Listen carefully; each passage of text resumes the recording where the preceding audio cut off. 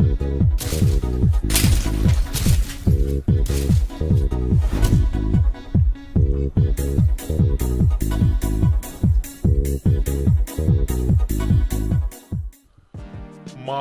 اداکار گلاب چاندیو کراچی میں انتقال کر گئے۔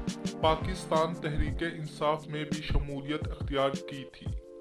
تفصیلات کے مطابق پاکستان ٹیلی ویژن کے نامور اداکار گلاب چاندیو نے کئی ڈراموں میں اداکاری کے جوہر دکھائے۔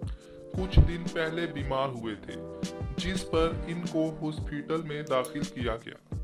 اچانک طبیعت پھر بگڑ گئی، جس سے ان کی صحت میں اضافہ نہ ہو سکا اور وہ دنیا سے رخصت ہو گئے۔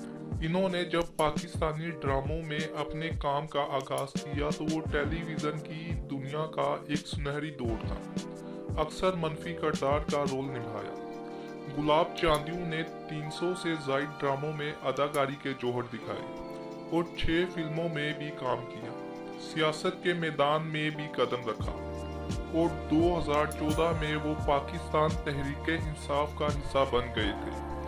گلاب چاندیو کی آخری فلم باکسر شاہ حسین کی زندگی پر بننے والی بایوپک فلم شاہ تھی۔ اداکار گلاب چاندیو کافی عرصے سے علیل تھے۔ ان کی تدفین ان کے آبائی شہر نوابشاہ میں کی جائے گی۔